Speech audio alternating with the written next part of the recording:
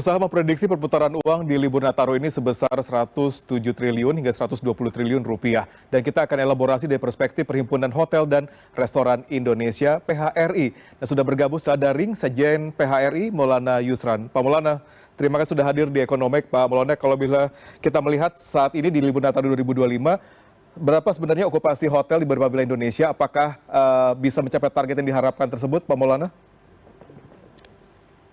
Tentu kalau kita bicara target ya secara nasional agak rumit karena di saat ini memang ada beberapa daerah yang justru menjadi target juga menjadi target pergerakan libur Nataru itu terkena bencana ya Ya. seperti Medan, Sumatera Utara dan Sumatera Barat.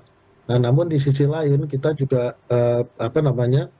selain kan itu karena cuaca ekstrim ya. Namun di sisi lain kita masih berharap paling tidak di libur Nataru kali ini tahun ini bisa selama 4 hari libur Nataru itu bisa city occupancy bisa mencapai minimal 80% lah, paling enggak.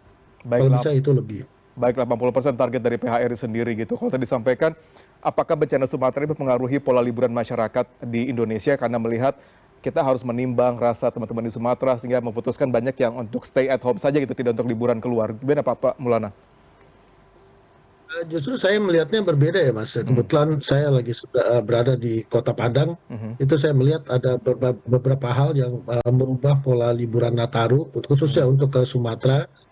Banyak dari komunitas atau dari korporasi itu yang melakukan penyaluran bantuan, justru mereka jauh datang dari Jakarta atau dari berbagai Baik. daerah melakukan penyaluran bantuan. Jadi ada beberapa hal yang mungkin berbeda sedikit ya. Namun di sisi lain kalau kita bicara masalah yang pergi berlibur, mungkin ada, namun agak terbatas karena akses jalan di 3 Sumatera itu banyak yang putus, sehingga agak rumit mengakses ke tempat-tempat destinasi pariwisata. Demikian, Mas. Baik, baik. Selain dari lokasi wisata yang masih kesulitan akses dalam mengunjungi tempat wisata, juga ada beberapa daerah, pemerintah daerah yang melarang adanya selebrasi malam tahun baru, bahkan juga untuk menyalakan kembang api. Apakah itu mempengaruhi okupansi hotel dan tempat rekreasi saat ini, Pak Maulana? Saya seharusnya tidak ya, Mas, karena libur Nataru itu bukan hanya terkesan, tapi juga banyak dimanfaatkan oleh masyarakat tuh untuk berlibur bersama keluarga. Baik. Sehingga poinnya adalah mereka akan mencari objek-objek wisata atau tempat-tempat yang menjadi daya tarik wisata, Mas. Baik. Bagaimana upaya dari rekan-rekan di perhotelan, dan tempat rekreasi dan juga restoran dalam menjaring customer di masa Nataru ini, Pak? Apakah ada diskon-diskon tertentu, ada spesial program misalnya yang coba dihadirkan di sana, Pak Maulana? Pasti itu, Mas. Karena begini, musim libur Nataru itu kan menjadi salah satu musim libur terbesar ya dari selain dari libur Lebaran dan libur anak sekolah. Nah, tentu masing-masing pelaku pariwisata, khususnya kami di sektor hotel ya, industri hotel dan restoran itu pasti sudah menyiapkan berbagai hal untuk menyambut lonjakan tamu atau wisatawan Nusantara, baik atau daerah-daerah yang juga menunggu kedatangan dari Wisman itu sendiri. Ya. Tentu yang dipersiapkan antara lain dari sisi pelayanan dan kenyamanan tamu karena adanya lonjakan, dan selain itu juga pasti menawarkan paket-paket yang khusus untuk ditawarkan untuk merayakan pergantian tahun tersebut atau merayakan Natal ya, karena ini momentumnya Natal dan Tahun Baru. Demikian, Mas. Baik, kalau kita melihat sama-sama terkait destinasi wisata sendiri gitu, banyak kita dengar belakangan ini di mana wisatawan yang biasanya datang ke Bali untuk menghabiskan masa libur Nataru, sekarang banyak yang beralih ke wilayah Yogyakarta gitu untuk menghabiskan masa libur Nataru mereka di wilayah Yogyakarta. Apakah PHRI memiliki data tersebut terkait dengan yang sedang viral saat ini di belakangan, Pak Maulana? Ya, emang ini sesuatu yang viral, tapi menurut kami perlu banyak pembuktian ya, karena harus ada survei khusus memang apakah wisatawan mancanegara atau Wisnus yang tadinya harusnya melakukan perjalanan ke Bali terus beralih ke Yogyakarta. Di sisi lain yang kami perhatikan sekarang memang eh, seperti Bali atau Sumatera itu kan sebenarnya sumber pergerakannya juga mayoritas dari Pulau Jawa. Ya. Nah, mereka ada, kalau yang melakukan perjalanan melalui jalur darat tentu tantangannya adalah cuaca ekstrim ya untuk melakukan penyeberangan.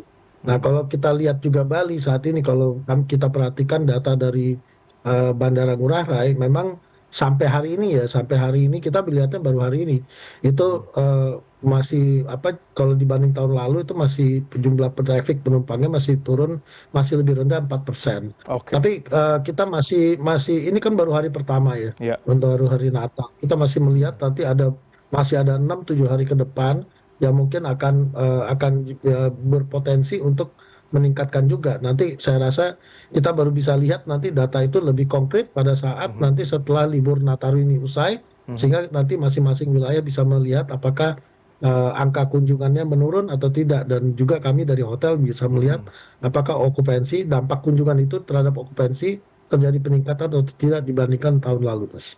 Baik, Demikian, Mas Pak Ruli. Maulana, mungkin pertanyaan terakhir terkait dengan stimulus yang diberikan pemerintah terkait dengan diskon transportasi dan lain hal sebagainya macamnya gitu untuk mendongkrak mobilisasi orang di masa libur Nataru ini.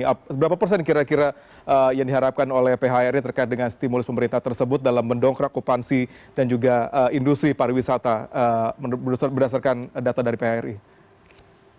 Ya, itu ini yang menjadi salah satu kami masih masih meyakinkan atau optimis ya bahwa kita masih bisa mendapat 4 hari tingkat okupansi tinggi di angka rata-rata 80%.